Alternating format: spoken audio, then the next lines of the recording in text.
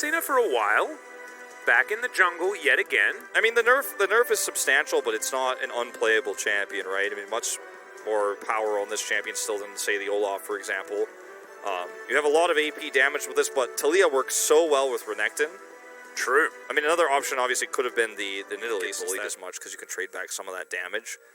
But, I mean, going back to what you were talking about, the slow and steady wins the race for T1, the reason why we showed all those stats about their leads at, gold difference at 10 minutes, their win rate, if they had that gold lead time on wins. So playing a comp like this just doesn't, fit the bill for them. It's not what they normally like to do, and it's definitely not the style they like to play with closer. Yeah, well, that's going to be a pullback. It's Delight already down very, very low. Pops the potion, he's burning down as we've got rockets being traded back, but definitely some good aggressive play to start this one off. Chance, so we're going to see a potentially first kill of the game here. If he's not. Smokescreen is going to connect here as Erna just happy to walk over the rocks right now. There is going to be the Rift Scuttler collected by Umpty, who does have to flash to get out of the way of Zeus' ultimate. He's going to survive, but that flash will just walk on over, and we've got 5 people fighting for the Rift Herald.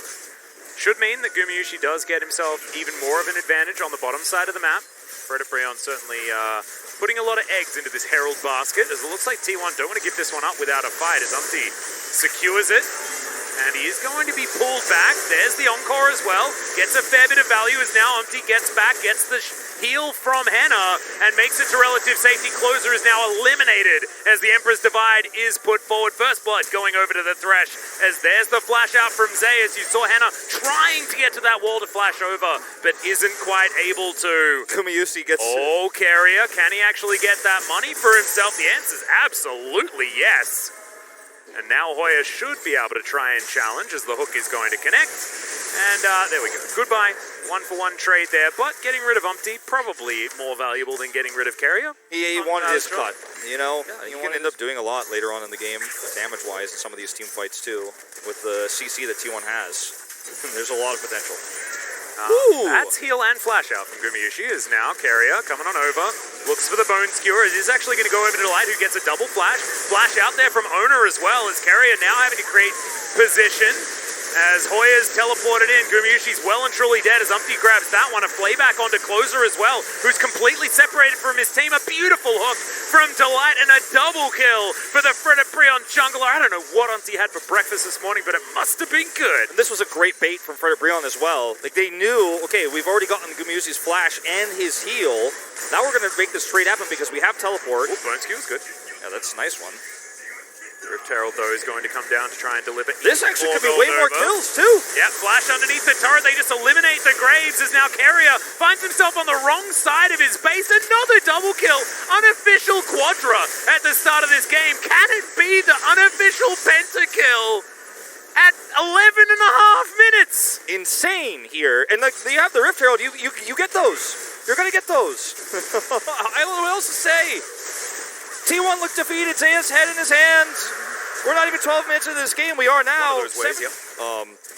And, they could have won that series, but now we're looking at maybe an 0-2. Oh my god, hooks him out of the air, and Carrier is destroyed. Gumayusi wanting to try and catch up with him, but the damage has already been done. There's the Super Mega Death Rocket, and there's the wall ride, as Owner's just delivered silver platter to this Talia, who just flashes on top of Gumayusi. And I don't know, I reckon we're packing this one up. You mentioned the fact that T1 just came off a decent performance against Damwon Kia. Guess what Frediprion did to Damwon Kia? They beat them, man. That's right. I mean, look at this.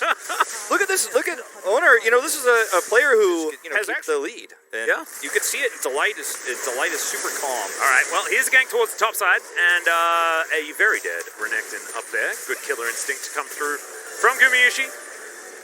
This is so kind of funny. Umpty's just going to put the wall up. Going to guarantee this mid turret. Ooh, okay. Carrier is going to be able to make it out.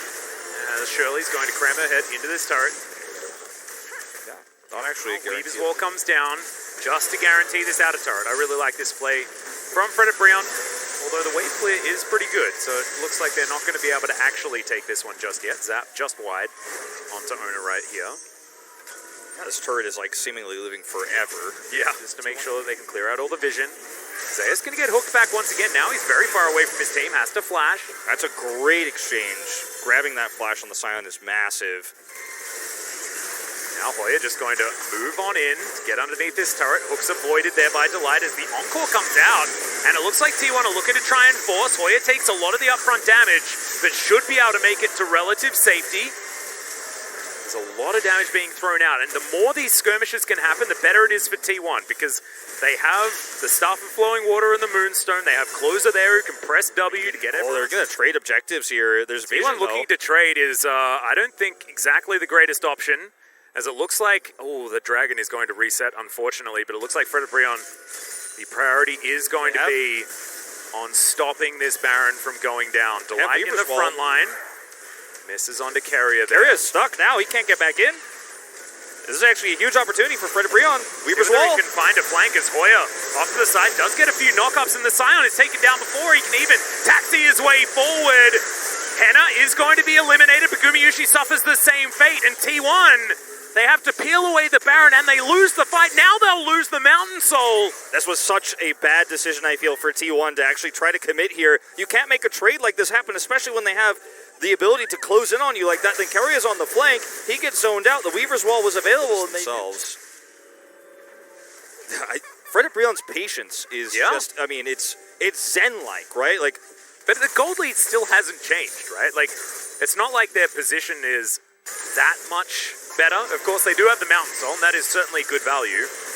But, you know, Seraphine shouldn't be underestimated as the game goes on. So many Scion is a huge tank. Objective fights him, they have all 4. Yeah, exactly. Okay, they're actually now going to just make this started off this Baron. There's the wall to be set up. Gumayushi. Unfortunately, the Killer Instinct comes in, but the Lantern is once again there, and the Baron just stolen away. But now the team fight comes in. The Encore only lands onto 1, but that's a lot of Scion value as Henna has to flash, but does make it to relative safety. Uses his whole health bar, but that's enough. And Voidseeker not going to do it either. So Frederibrion, successful heist of the Baron, and they also get rid of the bodyguard. The execution of this fight was so well done. Hoya has a stopwatch, so he's able to come in and block everybody else out after the Weaver's Wall comes through. Here we go. We're flipping. Looks like T1 are going for a last-ditch effort right now. Hoya is going to have to slice to get himself out of the way. Good Bone Skewer is going to connect as the charm lands only onto the Renekton. Henna trying to get the autos through as they trade tanks in the front line. Still, the Elder Drake is amongst the fight. Umti going to get turned on.